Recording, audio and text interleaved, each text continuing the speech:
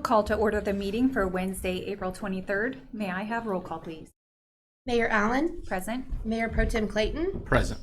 Commissioner Kaler. Present. Commissioner Crowley. Present. And Commissioner Skidmore. Present. Looks like we're all here. I'd like to welcome everyone here in the audience as well as everyone watching or listening at home. We'll begin the meeting with the Pledge of Allegiance, followed by the invocation by Pastor Drew Redding from Grace Community Fellowship Church. I pledge allegiance to the flag of the United States of America and to the republic for which it stands, one nation, under God, indivisible, with liberty and justice for all. Good afternoon. Thank you for having me. Charles Spurgeon once wrote, "Anxiety does not empty tomorrow of its sorrows, but only empties today of its strength." In Matthew chapter 6, verses 33 and 34, it says, "But seek first the kingdom of God and his righteousness, and all these things will be added to you. Therefore do not be anxious about tomorrow, for tomorrow will be anxious for itself. Sufficient for the day is its own trouble." Let's pray together. Heavenly Father, this world provides us with ample things for us to worry about. Help us to remember that as we seek you first, that we don't have to worry about anything, that you have it under control. Give us the confidence and the faith in that, and may we act accordingly. We pray these things in the name of Jesus Christ, our Lord and Savior. Amen. Thank you, Pastor. We'll move on to public comments. Do we have any registered today? We have none registered. Okay. We have no appointments, proclamations, recognitions, nominations, or public hearings. So we'll move on to the consent agenda, which includes minutes from April 16th, 2025 meeting, minutes from the February 27th, 2025 Planning Commission meeting, minutes from March 27th, 2025 Planning Commission meeting, minutes from February 18th, 2025 OMA Advisory Board meeting, March 2025 Finance Report, outside agency reports from March of 2025, and the agenda approval. Motion to approve. Do we have a second? Second. All in favor say aye. Aye. All opposed? Motion carries. At this time, I'd like to give the commissioners a chance to declare any conflict or communication they've had that might influence their ability to consider today's issues impartially. Seeing and hearing none, we will move on past item 10, which is unfinished business. We have none. Item 11A. Interviews for City of Ottawa Accessibility Advisory Board and Library Board. We have our final candidate for the Accessibility Advisory Board for our 4 o'clock interview here, and it's Kelly Whitaker. You want to go ahead and come up to the podium? Absolutely. If you want to tell us a little bit about yourself and why you want to serve on the Accessibility Advisory Awesome. Board. Well, thank you for having me. So my name is Kelly Whitaker. I've been a citizen of Ottawa for 10 years. My husband and I relocated here from Indiana because he got a job at the college. I'm currently serve as the principal at Ottawa High School, and I think that something that people don't know about me is that I was a special education teacher for 6 years prior to becoming a high school administrator. And so I've always had a heart for people that are a little less advantaged from us, whether that's physically or they have some mental disabilities that cause people to have to think about spaces differently to make sure that we're including them fully in our community. And I am a firm believer of giving back. I was raised in a family where you are civically involved within your community, and that is not something that I have done since living in Ottawa. As being the principal at the high school is a pretty full-time job, but I do feel like it's just kind of that season of life and that time for me to look at a way that I can give back to our community, and this is one of those ways I feel like I could do that and offer some expertise. Thank you. We'll move on to Commissioner Crowley. Mrs. Whitaker, good afternoon. Thank you for coming here today. Absolutely. So tell me some changes or improvements that you see that the city could make to make accessibility more available for people. Absolutely. I always feel like when we think about accessibility in our community, one of the things that comes to mind are some of our parks and some of our, what do we have available for our community members? I know that a topic of conversation right now on Ottawa, Kansas News has been kind of like where are our sidewalks and what does that look like for our kids? And I do believe that is a portion of accessibility accessibility, whether that's because we're trying to help them get to parks safely or we're looking at them being able to get to schools in a safe manner. And so I think those conversations, being able to sit around a table and have those conversations diligently and maybe look at, help look at some budgets and be able to analyze those situations a little bit deeper would be some ideas that I would have and bring to the group. Thank you. You're welcome. Mayor Pro Tem Clayton. Thank you for being here. I will say, I think being, at the high school is civic involvement. So I think I would agree. I think you do hit that a little, but thank you for applying as well. Absolutely. What do you perceive as the biggest need? You kind of mentioned sidewalks, Yeah, but within the community on accessibility as a whole. that's a really good question. That is something I think that I would have to kind of lean on the current board and those that serve on there, because I've not been very privy to a lot of conversations as far as what our citizens or even what that board's been working on and kind of what are those big needs. So I would kind of see myself coming to the table as a listener and a learner and trying to just really dig down deep and hearing what are those needs and then maybe helping that group decide. I know this is a very vague answer, but kind of help that group decide and offer some opinion about maybe what next steps might be. But I don't know what they're currently looking at. And so I'd want to kind of have conversations with the other people on the board if I'm given that opportunity. Great. Thank you. Commissioner Skidmore. First of all, congratulations on being named Principal of the Year. I don't want to thank forget you. that. That's quite Well, an honor. thank you from the very state of much. Kansas, so congratulations. I don't know if we've ever had anybody in town get that honor yet, but hey, congratulations. That's fantastic. Tells a lot about your abilities and experience and what a great principal you really are. So, my question, I guess, would be kind of looking back on your experience. You've worked with some people with children with disabilities and people. Can you tell us the experience of a positive response you've had and some kind of an issue you've had or some kind of a story you can tell us about someone with disabilities that you've worked with and a success story that go along with that? Yeah, absolutely. So kind of a personal story for me. The reason that I got into education, I have a cousin who has cerebral palsy, and so he is 5 years younger than me, and so I grew up with him. And through high school, which was a long time ago, but I always volunteered. I was actually on the NYSEC board, which is a special education co-op in Indiana. I was on the board as a high school representative, and partly he drove me to want to do that because watching him just have challenges, even going to the local movie theater, going to local community events, some of his challenges at festivals that would be hosted in town, and just certain things that we take for granted that might make that festival harder for him to attend was always at my heart.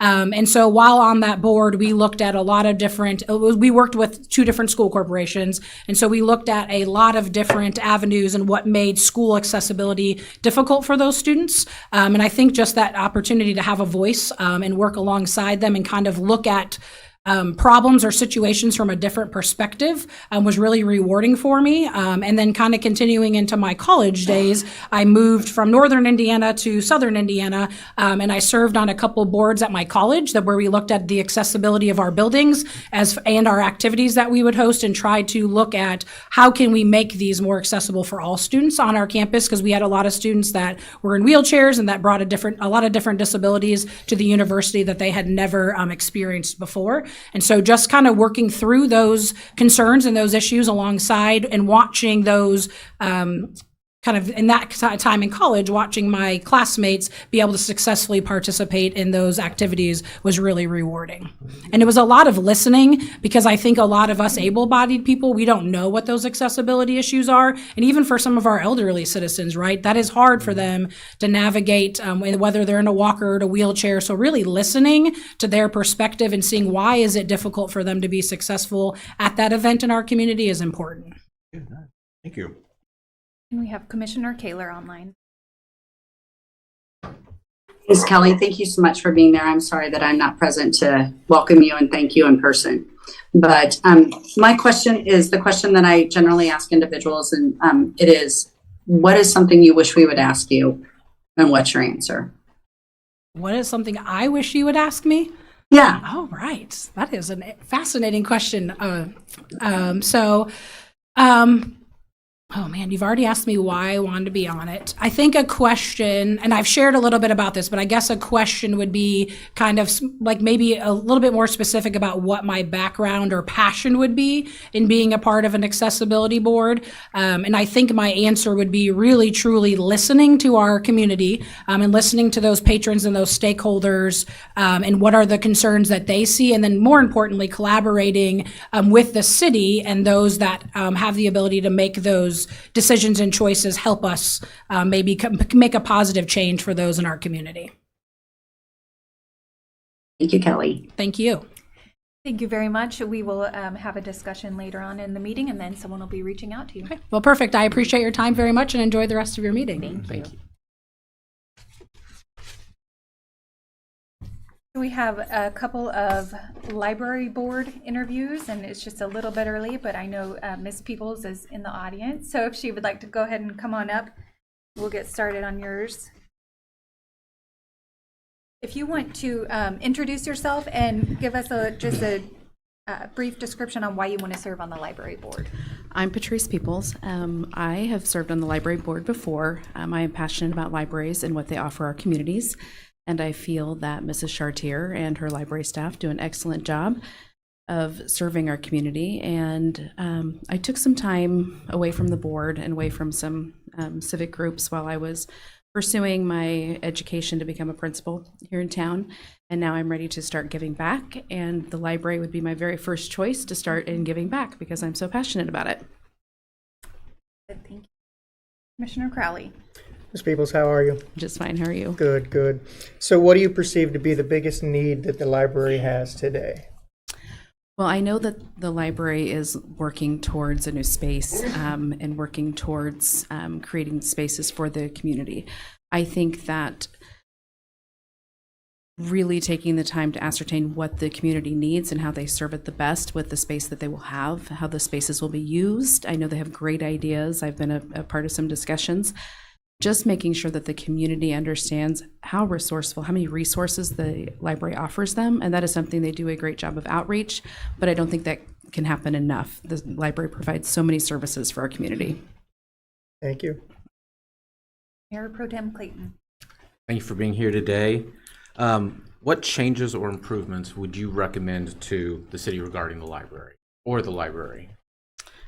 I think that they do a wonderful job with the programs that they offer. I think that when they started the YA and the teen groups and getting the middle schoolers, they're my passion, getting them more involved. When I come to the library, they're always surprised to see me. They're like, "Oh, Mrs. Peoples, you're here." And I'm like, "Yeah, I'm glad to see you."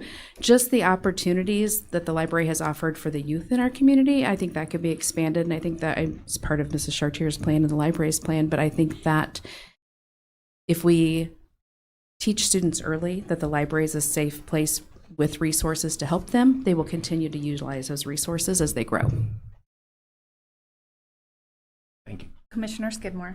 Yeah, Patrice, thanks for being here. I just want to congratulate you on your appointment to be principal of the middle school. I was just there 2 days this week, actually, yesterday. Yes, we love that you come to our building.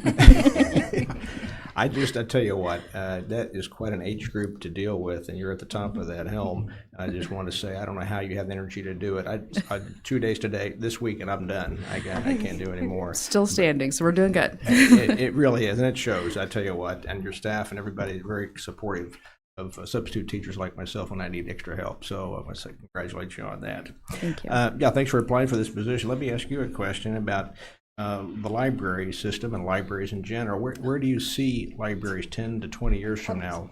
Can you tell me, what do you think they will look like? I think libraries will continue to be a hub of resources for our communities. Something that the Ottawa Library has done very well is move beyond just being a space for books and for learning and for book learning.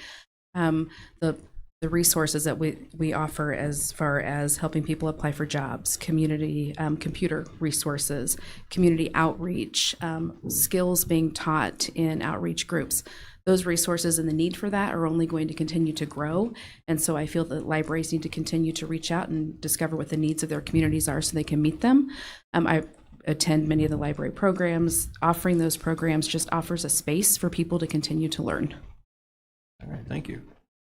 Was that the end of your question, Commissioner Skidmore? That's all I got. Okay. Okay. I was waiting for the joke. That's what I There thought was wasn't a coming. joke. I was I waiting. know. Oh, no, there is a We're gonna joke. move on. Trust me, there is a joke. So, Commissioner Kaler. Maybe I just paused for the joke. I don't know. I mean, we all know it, Mike. I mean, come on. Yeah. Well, you can tell it. Patrice, thanks for being here today, and thanks for your application to the library board. Tell me about your favorite book, and why do you tell people that it's your favorite book? Oh my gosh. I have so many. I don't know. Those of you who know me know I'm a reader. I read all the time. One of my favorite books is The Witch of Blackbird Pond. I read it probably when I was in 3rd or 4th grade, and it resonated with me because the descriptions of Kit and coming across the ocean and living her new life, and just the outreach and what books bring to people. You get to see the world. You get to see different environments. You get to see how other people live, and it opens up your viewpoint on the world. And so that's why literature is so important to me. So that's one of my very favorites. It's hard to narrow it, but that is definitely one of them. And I believe that when we expand those horizons for people, we help them become lifelong learners. And that's not just with books. That's with everything the library has to offer. And that's why I'm so passionate about what libraries do in our community. Sorry, may I? Yes. Since you deal a lot with the younger kids, do you see is there a stigma that libraries have nowadays with the younger group? Because information is right at their fingertips. Why do I need to go to a place to gather that information? And if that is a stigma, how do we work through that with them? I think they view it as a resource hub. I think that with the teen room and the gaming and bringing them in for other activities and finding ways to reach them outside of books themselves is actually very important. I think offering, I know there are teen classes, there's crafts, there's activities, food. They come for food all the time. If you give them food, they will show up. Just even the gaming, what a great idea to provide a gaming place for students that's safe, in a safe environment, and some computer access for our students who don't have it, the Wi-Fi access at the library. Those are things that will bring students in. We recently at the middle school started, one of my ELA teachers started using Beanstack, which I know the library uses for their summer reading program. We are using it school-wide. We set a reading goal, and I am very proud to say we are almost there. And we were all surprised. We weren't really sure what middle schoolers were going to think about reading. Right? We know they like lots of activities, but they're reading and they're doing it, and they just are viewing it. They can read anything. It doesn't have to be fiction. It can be. So I think providing the resources and the space and incentives brings them in, and that's how we're going to get them to continue to use community resources as they get older.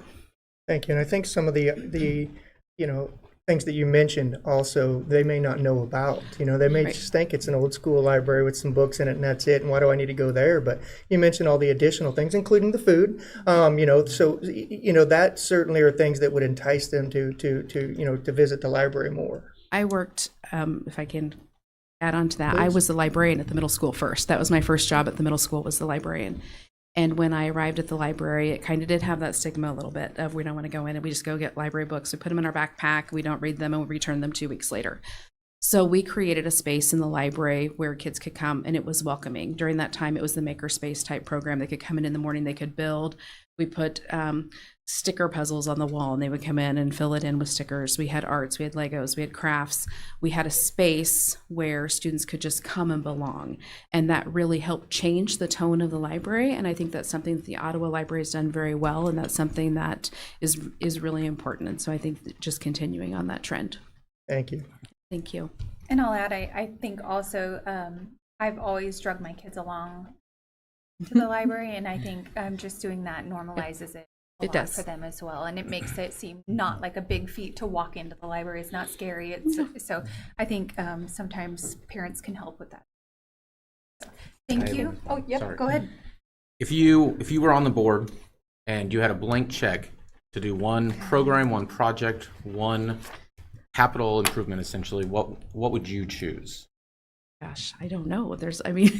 Well, one, I would lean on the expertise of the library staff and what they know and what they see to be their needs, because they know best. I did a practicum and I worked with Terry in the library before I got my library degree. And so I know all the work that goes into discovering the needs of the community. But I would focus on the youth, the middle schoolers, the upper elementary and high school kids, because that's where my passion lies, and just increasing those youth programs. Thank you. Thank you. Thank you. Also, since you brought up the topic, and I'll do it one time.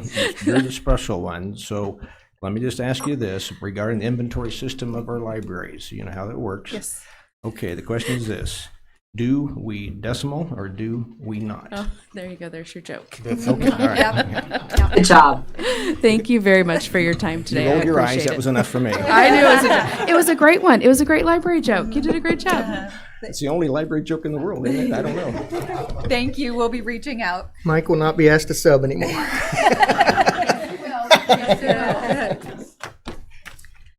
Okay, and I see Mr. Tyler in the audience as well. So if you want to come on up, if you want to introduce yourself and tell us a little bit about you and why you want to serve on the library board. Good afternoon.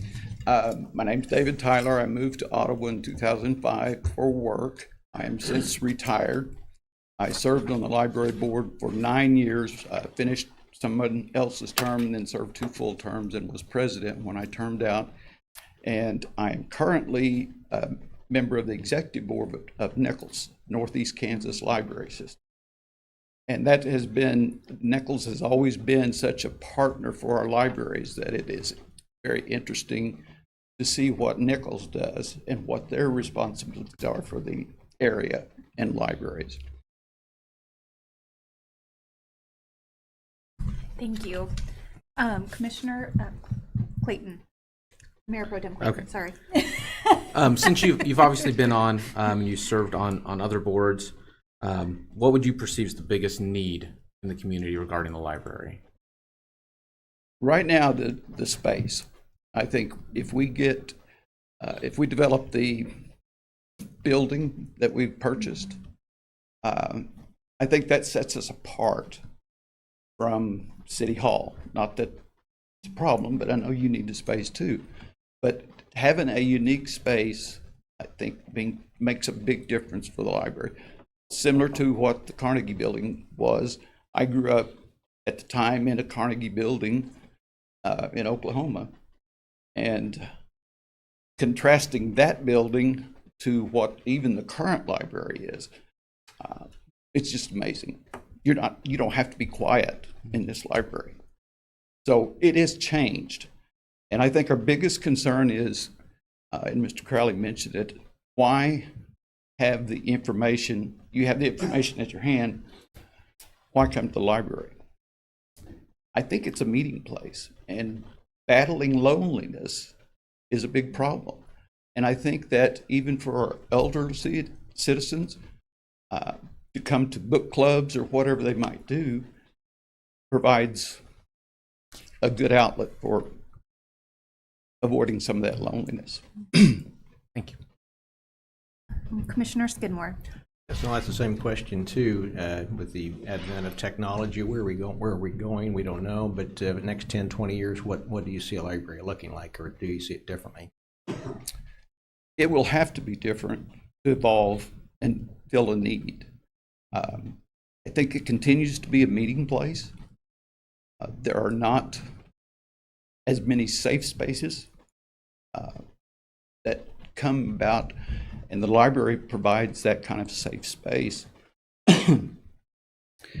It's hard to imagine what 10 or 15 years, because looking back 10 or 15 years ago, we're living in a different world. So I don't know that I could put a diagram together that what the future library. I think the continued emphasis on meeting and the resources the library provides will be something that's still viable in the 10 or 15 years from now. You know, I think you're right. I at the bank in Pomona when I was there, we helped finance some things for the library there. William Bain, our attorney out there, he donated the building, and so together we were able to put this library, help put it together. And it was a meeting place for a lot of the elderly people that instead of driving to Ottawa, they can meet there. And they played board games, they got on the computer, did things. I don't know if they ever checked out books. I suppose they did sometimes, but it became more of a evolving community center in a way, I guess I'd say, for some of the people in that area. And I can see the same thing here too, that libraries have changed quite a bit. Who knows what the next 10 or 20 years will bring, but I think you answered correctly, and that it can be a meeting place, and it is a meeting place for people to get together. So. Commissioner Crowley. Mr. Tyler, good afternoon. Thank you for being here. I just need some clarification on your application. You're part of Nichols currently, correct? Yes. Does the library receive funding from Nichols? Is there any conflict that we should worry about? I don't know if, because I know you've been on the board before, but I don't know if you're on Nichols then. No, I wasn't. Okay, so I don't know, are we, any concern that we need to have with Nichols and any kind of conflict because that is funding that you receive?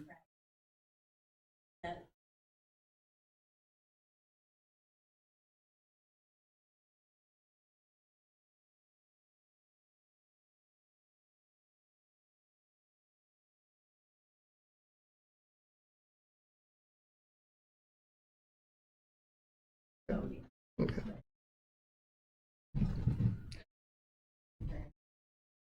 appreciate that. Yeah, When please. this position came up, I talked to Mike McDonald, the executive director of Nichols, and there is nothing in the bylaws that prevents it. And I had the same question because I certainly wouldn't want to be in a position that compromises what our library is trying to do.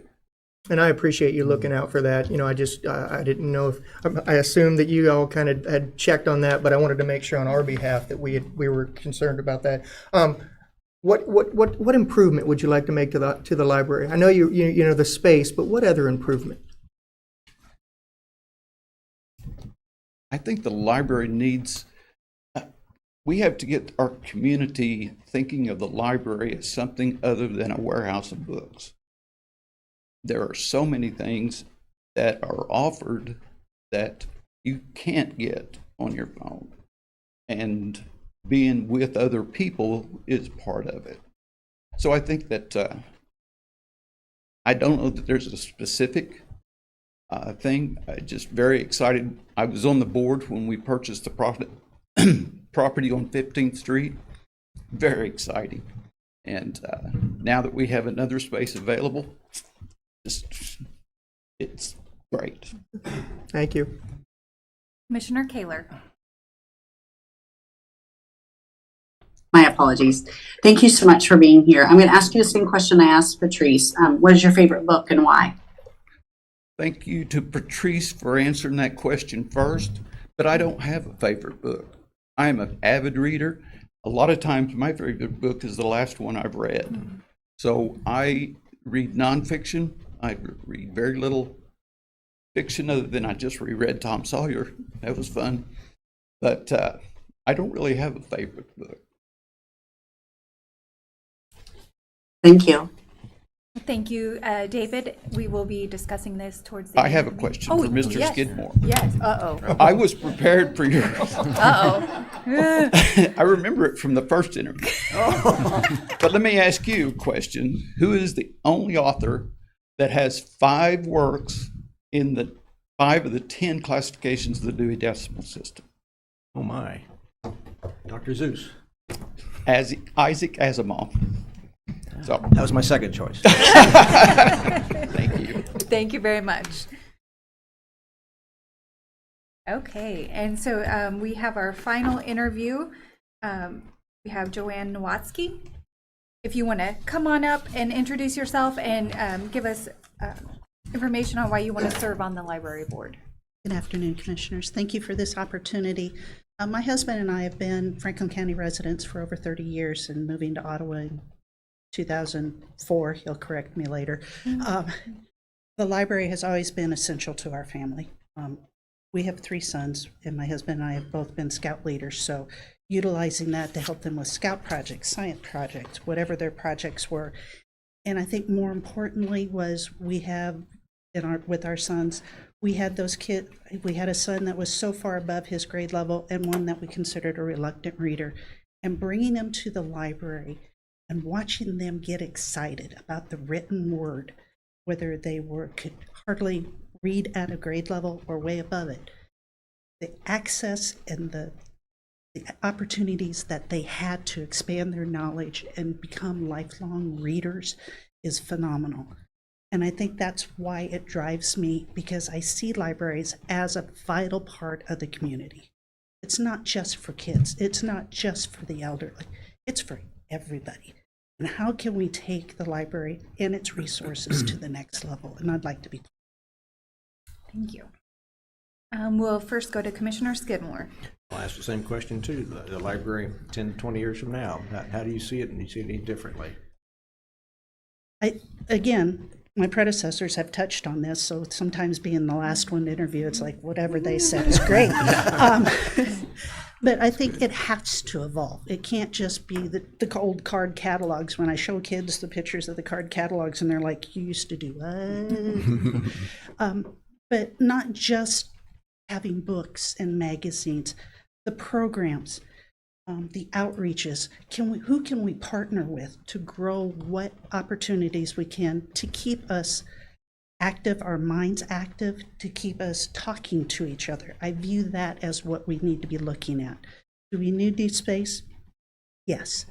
But it can't just be about the building. It can't just be about the books. It's how are we going to build a community that values its library, and what would happen if we don't have it in our community?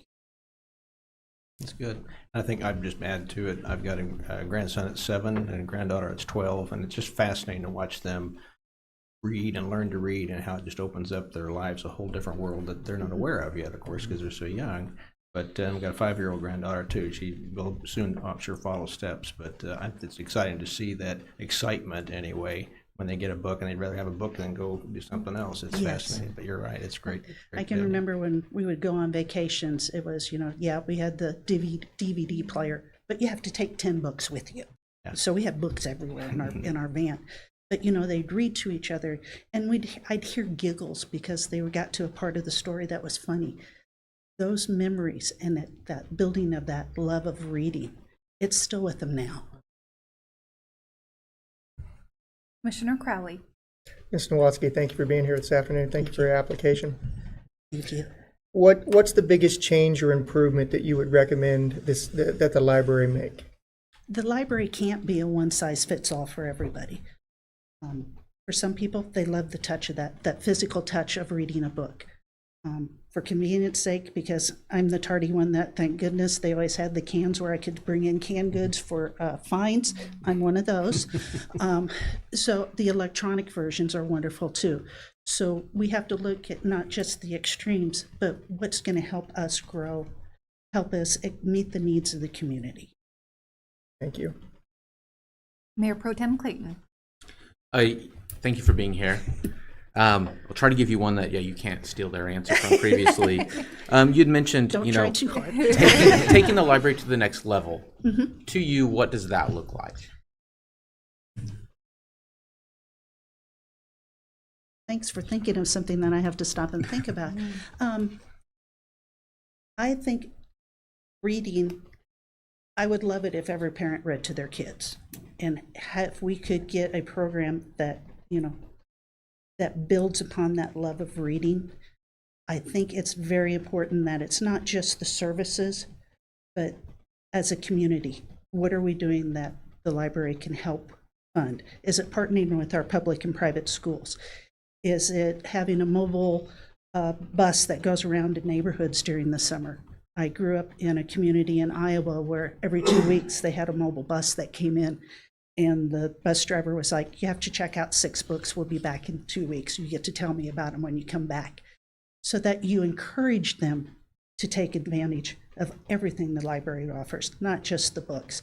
Getting out to partner with others, whether it's playing video games or in an arts and craft thing, that building that ability to relate to another person one-on-one, I believe is essential.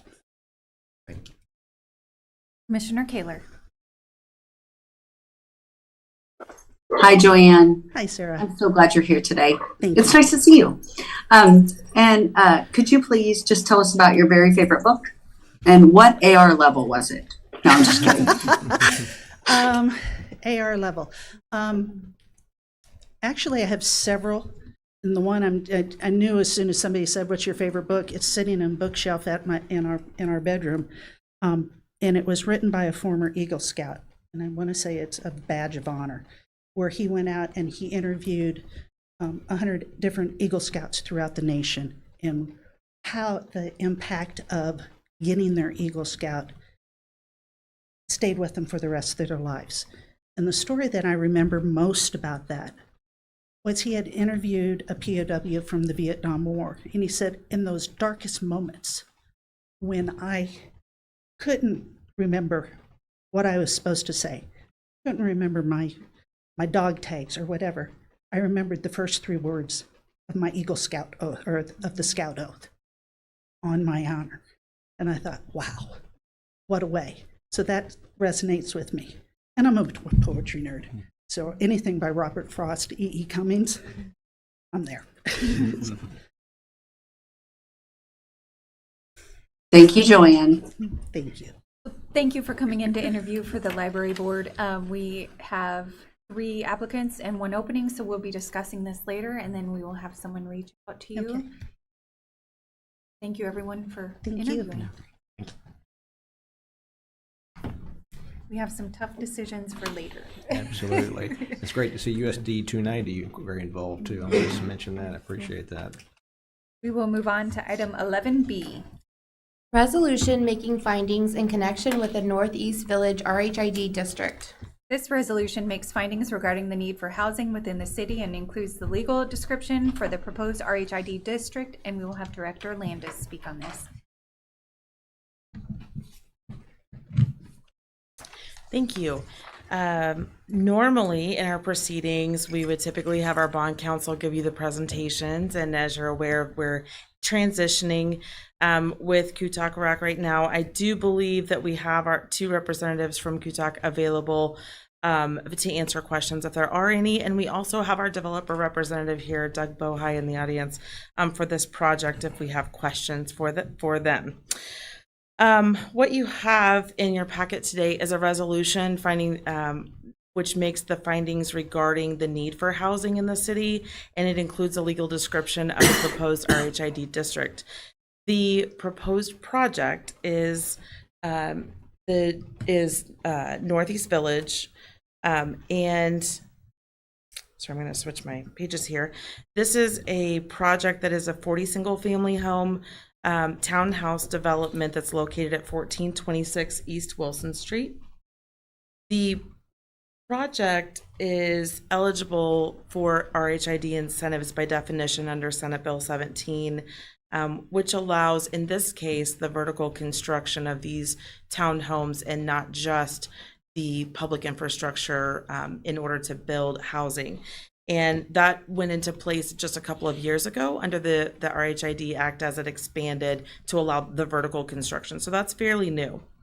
The project for it is a 2-bedroom, 2-bath product. Again, 40 single family townhomes with a proposed market rent of approximately $1,250. And if I want to draw your attention back to our conversation with you last week or the week before regarding the housing study and the most newest release of that, which did indicate specifically that over the next 5 years that the city would need an additional 52 rental units in the monthly rent range of $1,200 to $1,499 per month. This, the use of the RHID incentive is very similar to a TIF project maybe on the commercial side, whereas this is a reimbursement of eligible expenses related to the project. So as this is, once this is built, the tax increment from that, each of those developed townhome units then becomes the available taxes that can go back to the developer as a reimbursement for eligible expenses that were spent in the original project construction. In this process, in and of itself, we have been working with this developer since August of 2023 when they first started the concept of this development, and they've worked through this platting process with our community development department, our neighborhood community service department, since September of 23, all the way until most recently with the final plat in March of 24. So then this process of bringing in the application for RHID and now asking for the incentives for the development, the developer is indicating that once we make it through this process, and if they were to receive the incentives, that they would be able to begin building immediately, and they would eventually see the construction being completed by the end of 2026. Missed one.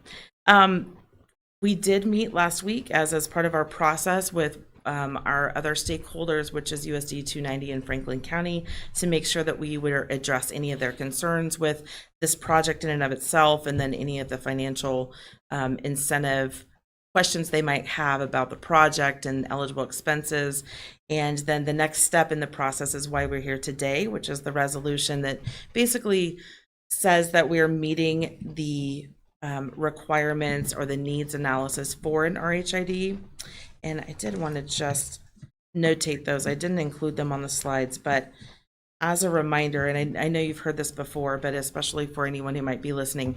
So the four findings that have to be made here in this resolution is that you are acknowledging that there is a shortage of quality housing in various price ranges, despite the best efforts of public and private housing developers. That shortage is expected to persist, and that additional financial incentives are necessary to encourage the private sector to construct or renovate within the city. That shortage of quality housing is a substantial deterrent to future economic growth and development of the city overall, and that the future economic well-being of the city depends on providing those additional incentives for the construction or renovation of that quality housing. And so that is really the what you're considering today as part of the resolution that's being presented.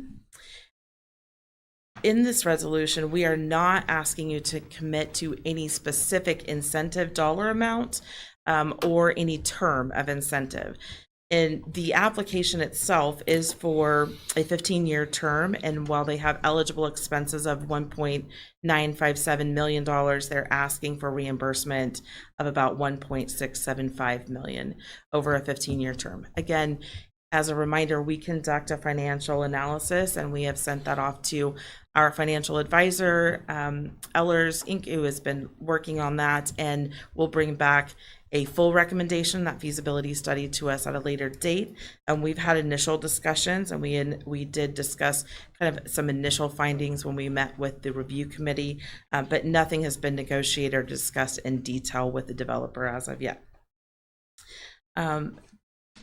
The recommendation, the legal considerations are just that this resolution does outline for you the district, which is the legal description of the property itself, as well as it includes a map of that property, which we saw just earlier in the slide. So do you have questions about the resolution itself? And if not, our recommendation would be adoption of that resolution. I just have a quick question. You had mentioned that the review committee had met with the partners to discuss this USD 290 in the county. Is that correct? And they didn't have any concerns with it? No, they did not. Okay. I'm sorry, I failed to mention what the result of the conversation was. Yes. I had assumed that was the result. Yes, they're on board with this. Yes. Okay. Director Landis, for RHID, it's a rebate of taxes paid, correct? The increment of taxes paid, correct? Yes. So if the taxes are not paid, then the developer gets no incentive for that year, correct? Until the taxes are paid. Correct. And then once those taxes are paid, then that becomes the eligible amount of money that could be reimbursed back to them. Does that affect the contract per se that we have with the developer? And I'm thinking kind of like NRP. If somebody doesn't pay their taxes, that contract goes away. Is it just, it's paid late and the contract continues on for that 15 years? Or? This is a little different in that it caps the amount, it caps the total amount that they can receive, but it also caps the total number of years in which they can receive that. So if it has accumulated a certain amount of increment over a certain period of time, but those taxes continue to go unpaid, once they're paid, they could be reimbursed back. But once they've reached the end of that and maybe haven't receive that full increment, they would no longer get anything beyond that end of the period. Thank you. So as far as risk goes for the city here, what risk do you see in this project or in something like this project? So, in this type of a scenario, the risk, one risk could be that they may not be able to build the project without the incentive. And that is what you're truly looking at under this resolution today. That resolution then goes on to the Secretary of Commerce, who then determines that you can, or they would support the creation of a district. But you're acknowledging that there is a housing need, and the risk of not approving or moving forward with the proceedings might mean that development may not be able to occur. The other risk for it is that I feel like it's fairly limited. I might want to lean on Cutuck Rock representatives for another answer to this, but because they're capped at a total amount and because it's capped at a certain number of years, they can only earn back what they've already spent. So they put in all of the capital cost up front, and they're getting reimbursed year over year and only by the increment that it gains. So you're not contributing anything to the project up front, only committing to the fact that as it gains increment, you would reimburse back to the developer. So they really bear most of the risk in that case. That's why I was just thinking, if people are watching, this doesn't compare to the Cove situation we had when we just got over that wound, and this is a very different kind of a project. Those are very different incentives. We invest money on Yes. that. Thank you. But I don't think we should put emphasis on whether the project can be done whether or not they receive RHID. Because the four examples you gave us said nothing about that. It said, does Ottawa have a housing need? Absolutely we do. Does it have a rental need? Absolutely it does. It never says, can they do the project with or without, this RHID?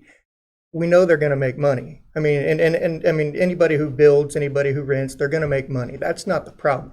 We want them to be reimbursed, if can be, by an incentive that this developer will actually pay, because it's a rental property. They're going to maintain the property. So if they don't pay the taxes, they don't get the taxes back. They RHID back anyway. Mm-hmm. So to me, I don't think the emphasis should be on whether, they can do it or not. It should be on what, if we have a need, and we certainly do.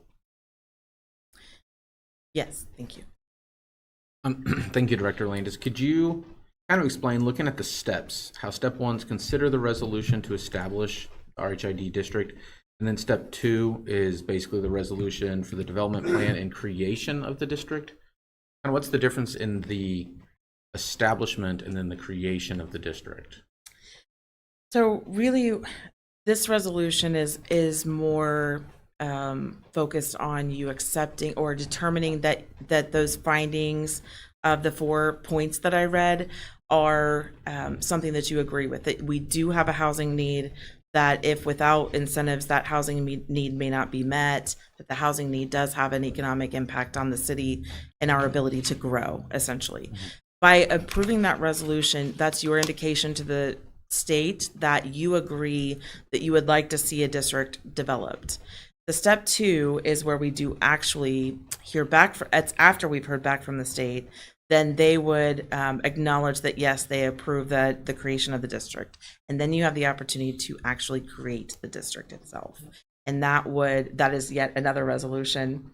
And then we would publish a public hearing notice, and then we would give anyone an opportunity to come to that public hearing. And at that point in time is when you would adopt an ordinance that would then adopt the development plan, the development agreement that really outlines the terms of the incentive that you're working with the developer on or offering for that project. So does that help a little bit? Yeah, so essentially today is just to the state is saying we reviewed the 4 questions and we fulfilled the need and let them. So.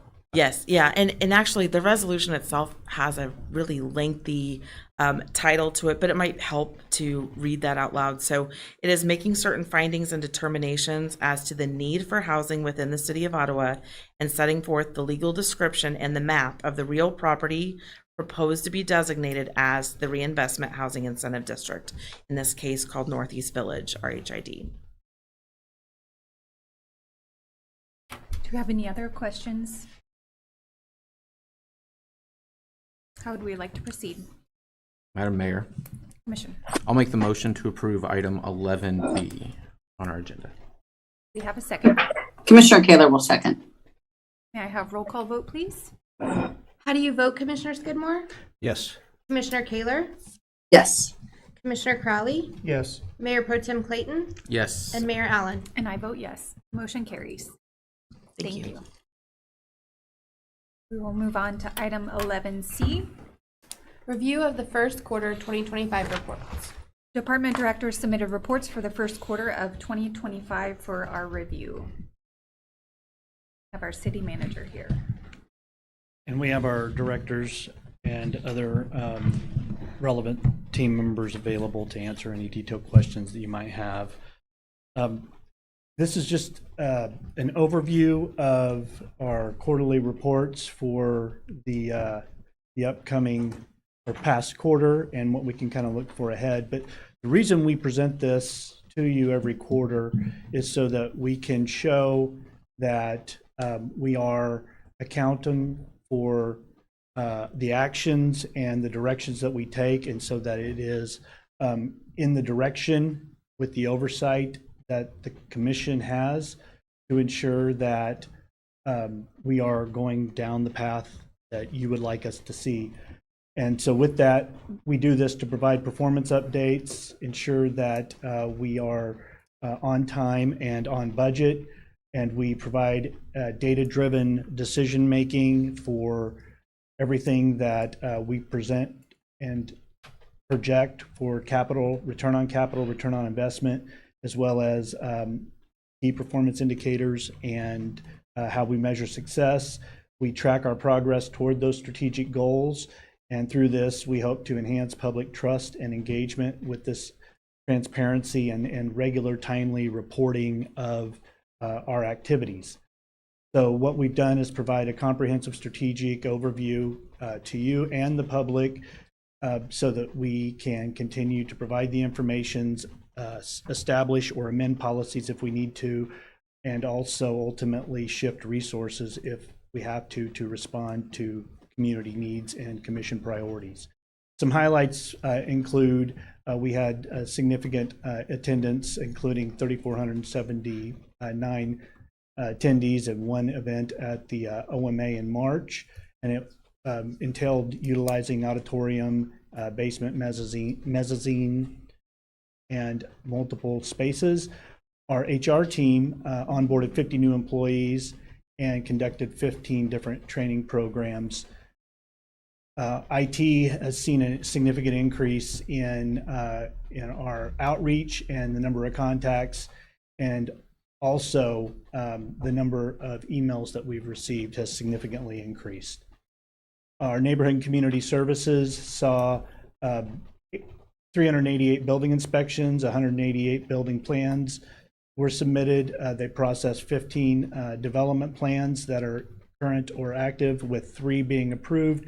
13 new home permits were issued with an average new home value of $182,255.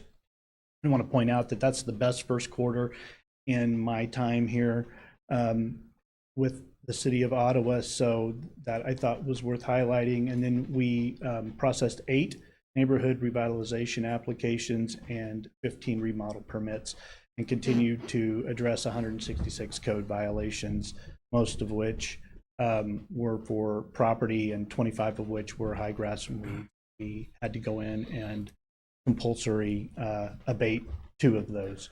Mr. Silcott, Yes, can sir. you go back for a second? So on the 15 development plans, approving 3, are the other 12 still being discussed, or have they just not worked out? I'll defer to exactly where they're at with Director Neese, because I haven't. Yeah, and I don't need an exact. I didn't know if maybe the developer determined it wouldn't work, or. No, I think this is the case what we've talked about in the past a little bit, where this is a snapshot, and so it's just had 15 come in, and in that period 3 have been approved, and I would say I'm not aware of any that have. And I guess I'm more so leaning towards, man, that could even get better. You know, Sure. if we've approved 3 and 12 more possibility. I mean, that's Yeah, that a would be lot my of expectation. stuff going on in the city of Ottawa. So, thank you.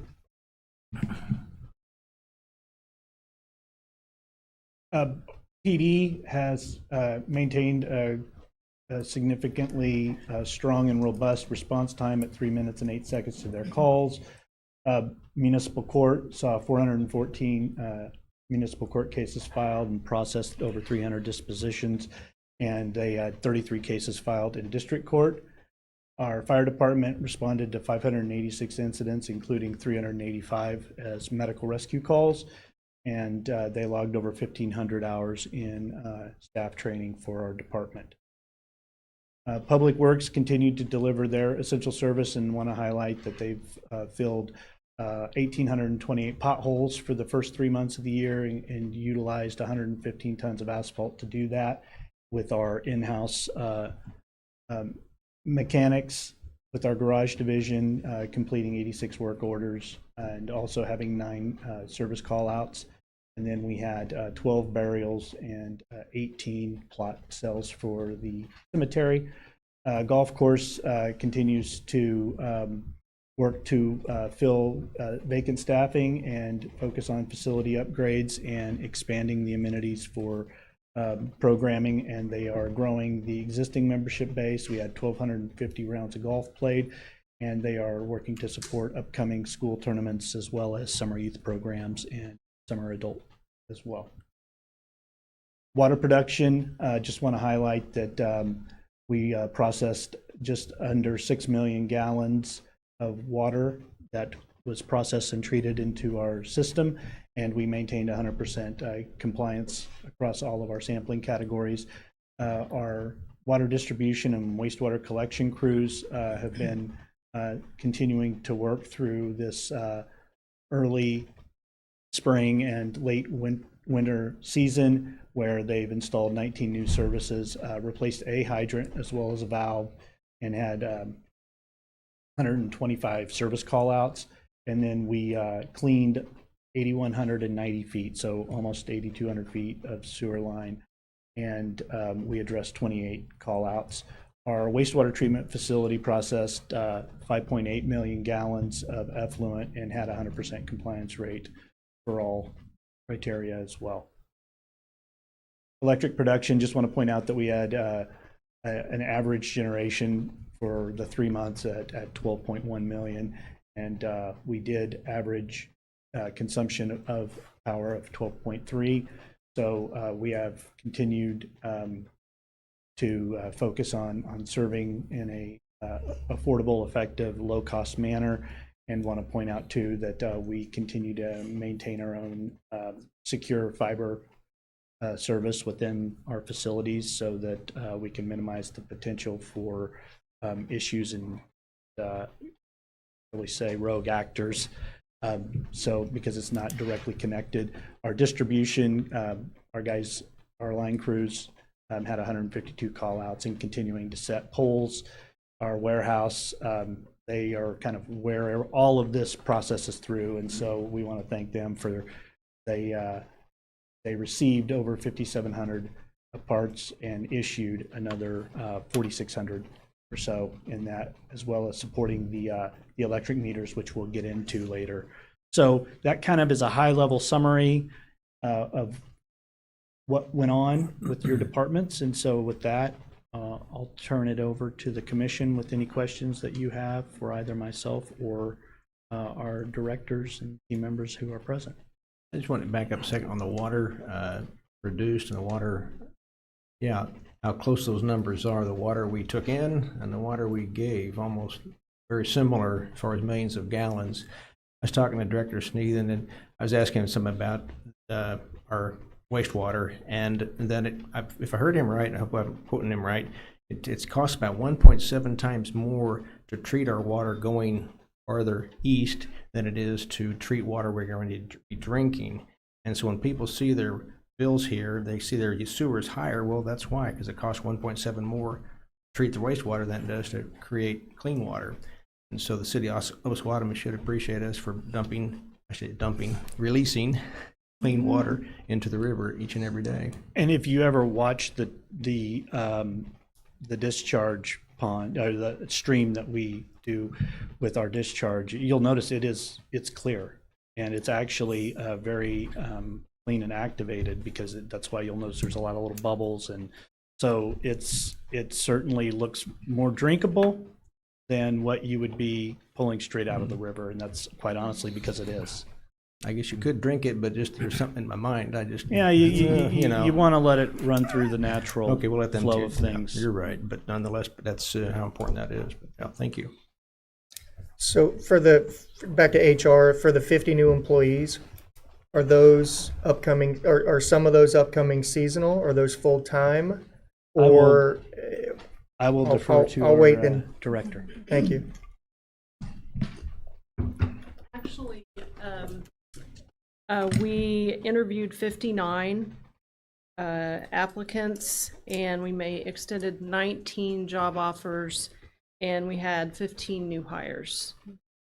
So that Just spread amongst, or are we, I mean, which division, I guess, are we filling? Or are they going to certain? so we have a couple of seasonal positions open.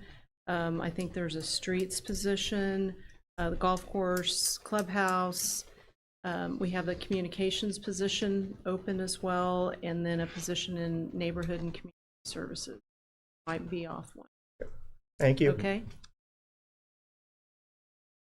I know I was excited to see in the report that the high school golf team will be hosting a couple tournaments here, as well as the high school and Ottawa University being able to utilize it for practice on occasion. That was one of my hopes, was that we'd start to be able to keep people in town for those, and that our schools would be able to use it. So I was to see that. Did you have any questions? Yeah. Thank you for all of that. Do you know, and you may not on golf, previous, when it was Great Life, how many memberships they had? I know that, well, I'll defer to Director Landis for the exact amount, but we're processing those memberships through the first quarter, and now they've fully transitioned to the public. Director Landis, do you have the exact number? I do not have the exact number. I'm really sorry. I can look that up for you and let you know. But I do know that this is representative of the first 3 months, and technically our membership started April 1. So what's in here is the amount that was sold prior to April 1. It's a blend of members and non-members. Okay, so potentially as Great Life memberships fall off, that annual pass number. And it was roughly 35% were non-members that were playing those rounds, I seem to recall.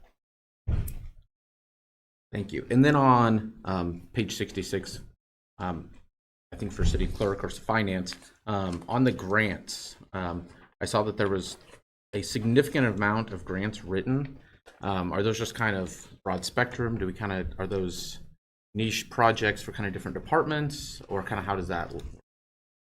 Really, it's depending on the grant opportunities out there. We look at all the grant opportunities and try to align those with projects that would fit within the city. But that's everything from fire to the Memorial Auditorium to road projects. If folks have a grant that came up, looking at FCDC, the Safe Routes to School for Wellsville was just on there. If folks have grants that they think we should apply for, is there a best contact to shoot that stuff to? Yeah. Bring it to our information. Definitely send those over to the city clerk at ottawaks.gov, and we will explore all those opportunities. Thank you. And then the final thing I was gonna point out, you kind of touched on it, but it was the water reclamation had 425 tons of fluent, or I think that was the waste. Just the sheer amount that, as you mentioned, goes into cleaning water that we all flush every day before we put it back into the river, and the amount of work that goes into that, how amazing that is. So shout out to those crews. That's a lot. Do we have any other questions? I've got one on page 22, of course, my favorite page about the investment schedule. I'm really fascinated to see the numbers there and the amount of rate we're able to return on this. I still think back years ago when we got 0.00 nothing. And so thank you all for doing this.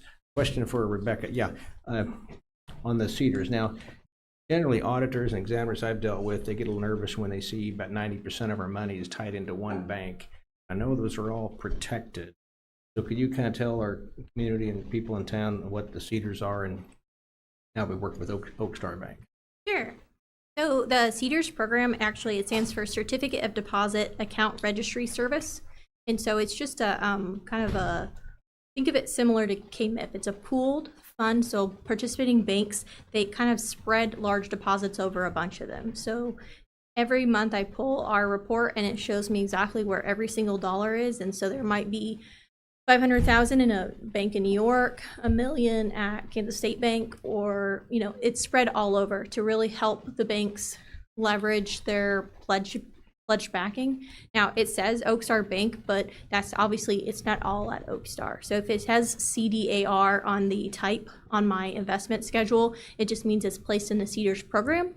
We just happen to have our agreement for participating in that that opportunity with Oakstar Bank. Now, if you see under the overnight and money market accounts, there's an MM, meaning money market at Oakstar. Now those dollars are actually at this local bank. But we bid out all of our investments. Like I sent one out earlier this month and I will send out one next week. I send it to all of our local banks. And I periodically, once a year, I have to make sure that my contact information for the banks is accurate. So I do, everybody has a opportunity to participate in that.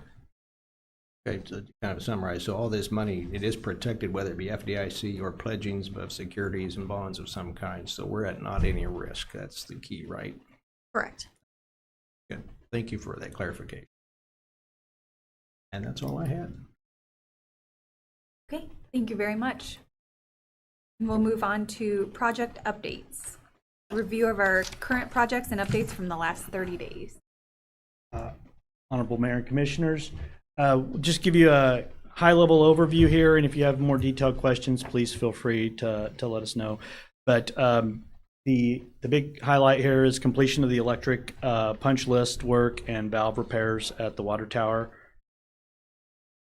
Our water plant generator, we had delivery of the switch for this, and we're awaiting confirmation for the installation timeline for this now. Regarding our AMI metering, that is ongoing, and we continue to roll that out, and we are 87% completed with the installations that we have for our residential users. And we also have the three-phase metering, which is more commercial in nature, and that is currently ongoing, and we are waiting for the scheduling. And so we're going to get word here in the next couple of weeks from Honeywell as far as when that training will occur for continued deployment. Pin Oak is essentially complete, and so you'll see this kind of rounded out a month from now. Commission room modernization upgrades, that will actually kick off the first week of June. So next meeting will be our, well, actually we accelerated it. They were able to start earlier, so our next meeting will be in the study chamber. So this would be the last commission meeting in this room. So May, not June?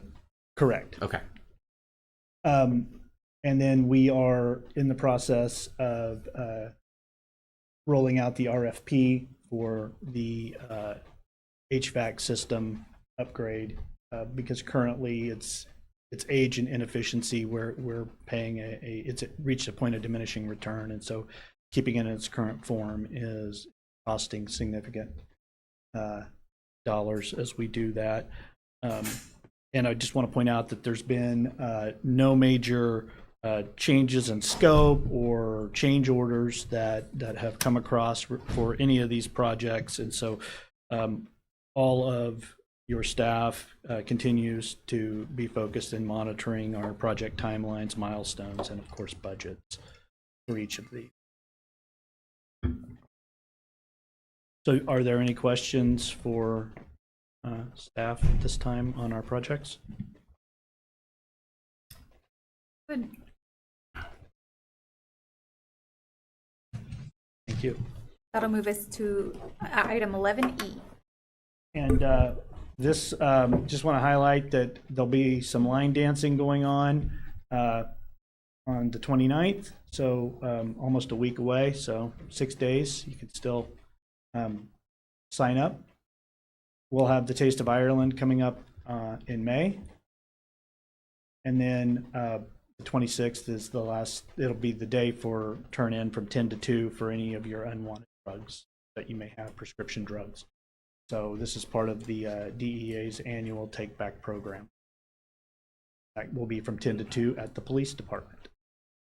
Highlights, we did, it's not reflected in this quarterly report, but there was a new officer sworn in for the police department, Jacob Robinson, and we currently have openings for our pro shop, our seasonal grounds worker for golf, and then we have maintenance workers for streets and parks, and then we are also advertising the communications and outreach coordinator position.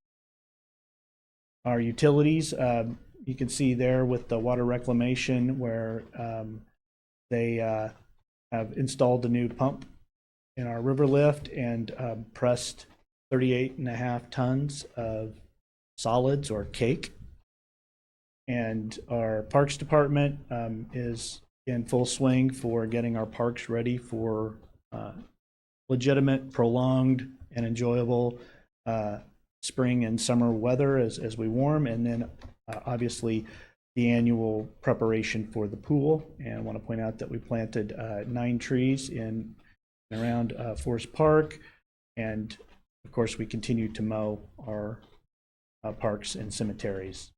We have currently 2 active RFPs out that will come before you, and we have more that are being distributed here in the coming weeks, but we have the website design, development, and hosting that we'll be presenting to you on the 28th, and that's due on the 22nd by 2 p.m. And then we have our sludge removal and land application that's due May 1st at 2 p.m., and we hope to present that to you on May 7th, and that's for the sludge for the water treatment facility for settling ponds. So you can access RFPs through our website at ottawaks.gov through the drop down for visitors and residents. We have some upcoming items next week for our commission meeting. We'll have a discussion with our with the central building official who we're contracting with GBA. He's a attorney and codes expert. He'll be engaging the commission for some high-level discussions on philosophy for development process. We'll kick off the 2026 budget. It's here, and we've been working on it at the staff level, and want to thank Director Landis and her team because they're shepherding us along.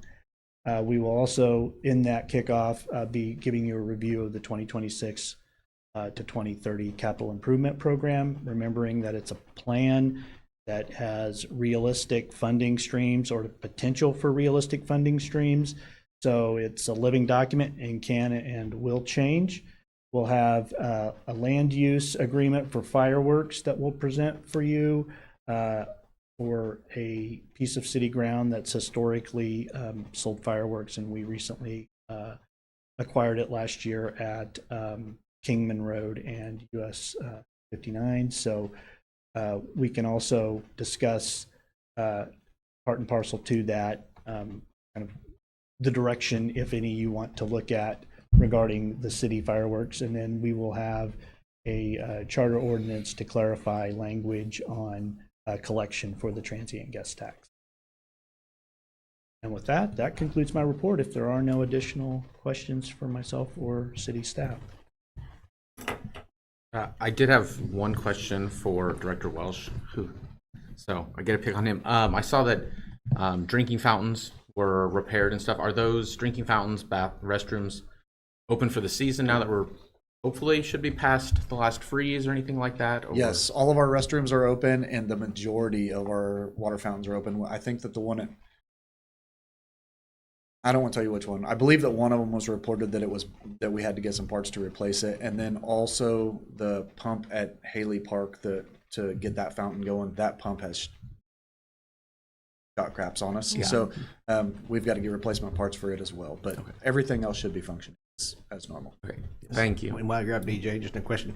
A few people are starting to ask already about the splash pad. Do we have any projected date to open that? Yes, we were hoping for the beginning of May. That got pushed back a couple of weeks. We have to do a little bit of repair to relocate the valve.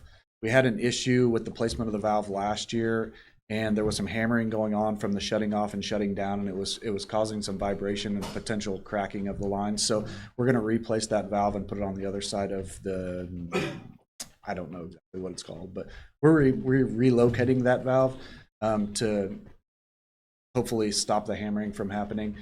So that kind of put us back a couple of weeks. The plan at this point is May 19th or before. So we're getting it open before school's out. That's the goal.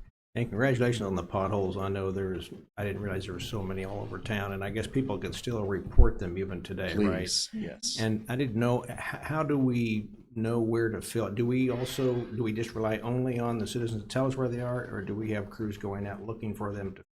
We have active crews out working. So the way that it works, we just talked about it this morning. We kind of try to do it by quadrants, but it wouldn't necessarily be by quadrant because we've broken them quadrants up into smaller bite-sized pieces. So we've started on from 1st to 7th Street on the west side of town, and then we will move south from there.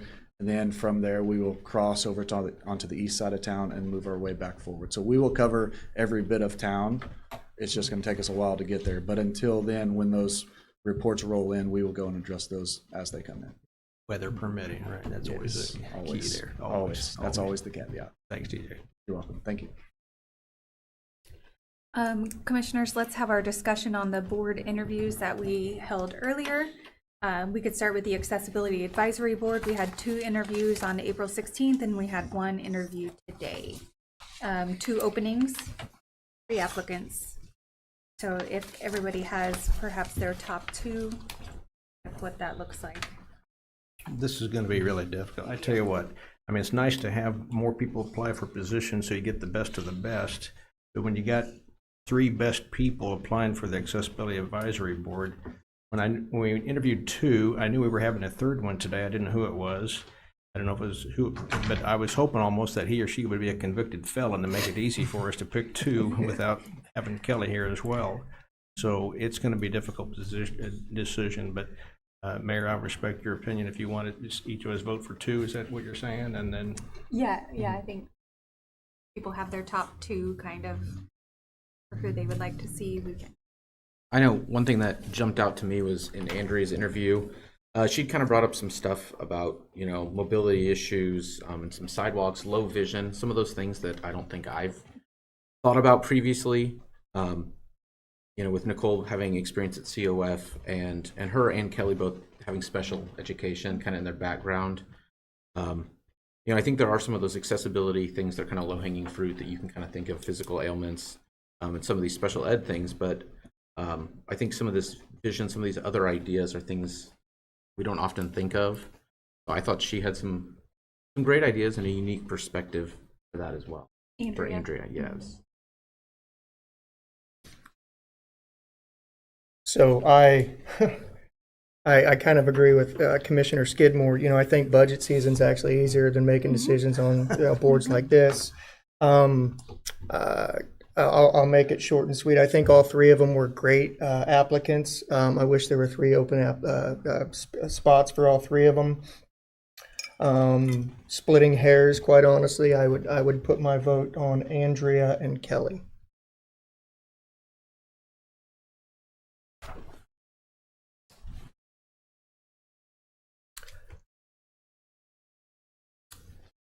And those are the 2 that I picked as well. So Okay. Andrea and Kelly. But like you said, it's almost, I wish we had another position. Maybe we do on one of our boards for some of these other people to apply for, because they sure are quality people. All of them were. It's such a hard decision. You're right. Yeah. Did you have a second? I agree. I think I would say Andrea, and then I was going to actually go with Nicole. I think just to kind of bring in someone different. I think the school district is an awesome opportunity to get involved, and we kind of see that across the boards.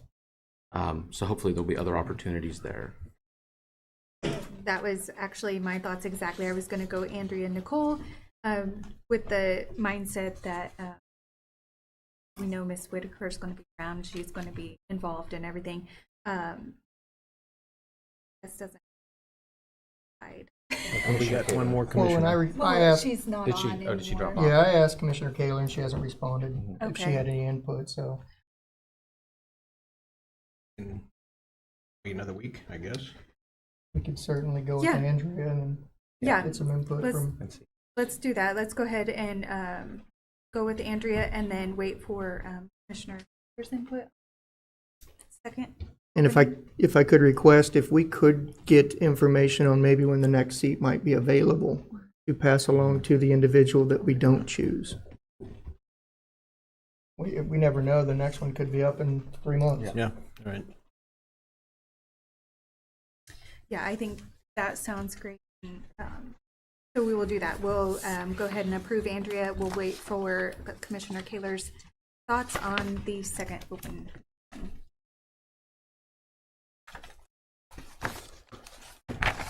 If City Manager Silcott, would that be something probably a meeting? Okay, yeah, okay. I was thinking if we could expedite it, yeah, that would be great. Thank you. Okay, so another hard decision, the library board. We have 3 applicants and 1 opening. Anybody has any thoughts? I've never seen quality, I don't know, Terry, maybe you've never seen this happen before. One position, 3 people so very well qualified to make that decision. I guess I'm leaning toward Joanne. Only I'm going to say it's because she's the last one that spoke, but something about her emotion in the position and her desire and her passion just kind of spoke to me. So I would be in favor of Joanne. I would like to give kudos to our mayor and me and any other parent of middle schoolers and high schoolers that we're doing such a great job at home that the principals from both of our schools have time to spend on our advisory board if they make it. So, yeah, I agree. Once again, yes, I agree. There are 3 great applicants. Terry, I don't know if you know of any openings that might be coming up soon. I'm sorry. Yes. Okay. Oh, okay. Okay. Every man. Okay. Thank you.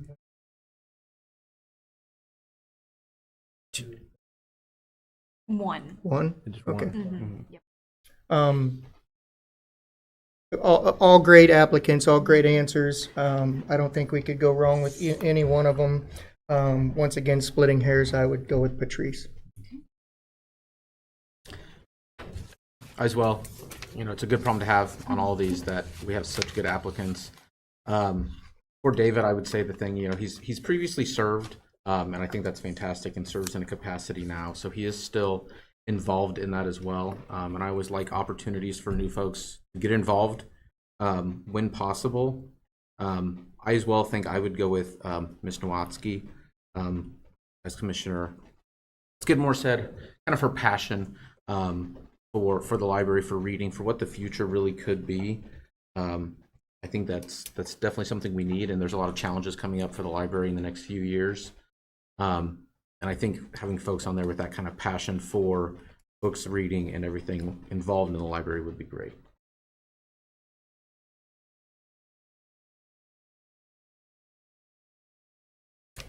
I think I'm going to actually give my vote to Tyler. I think I liked his perspective on how it's a meeting place for our older citizens as well, because I do think a lot of times we focus on, not all the time, but sometimes we focus on our younger kids and things, and I don't want to forget about our older citizens as well. So I'm going to give him my vote. I was just wondering if we should wait for. I think I would that's a think good so. idea. I think so. So we'll have our votes unless somebody changes their mind, but we will table that discussion as well. Mr. Sulcott, I don't know if Do we need a motion for Andrea? Oh yeah, probably. Okay. Motion to appoint Andrea Morrow to the Accessibility Advisory. Do we have a second? Second. All in favor, say aye. Aye. All opposed? Okay, so we have Andrea on. We'll wait for the other seats for when Commissioner Kaler comes back. And City Manager Silka, I don't know if we could maybe have Gloria reach out. I had mentioned to everybody we'd have an answer by the end of this meeting, but with being a commissioner short, we'd rather table it for another week. Okay. We will move on to comments by our governing body. We will start with Commissioner Crowley. I have no comment. Commissioner Skidmore. Mayor Pro Tem Clayton. Just want to say it looked like prom was a pretty solid turnout for it being kind of a rainy Saturday night, and it looked like everyone had a great time, and there was no, at least reports that I had heard, from anything crazy after prom from the police or fire department, so that's always exciting. And then other than that, I would just like to bring up, I think I would like to get on an agenda some point soon, kind of before I think we get really, really deep into budget, is an expanded conversation on roads. Director Welsh came, gave us a great presentation on some of the work that's being done on some of these critical areas. And I think we all understand that history is history. At this point, we can't do anything about it. All we can do is go forward, and how can we work through a plan to address our roads in a more proactive and aggressive manner, I guess. So I would just like to get that on kind of as soon as possible, as we're going into budget season for at least this year, and then we've got budgets coming up in the future as well. To kind of go through that and talk through that. Thank you.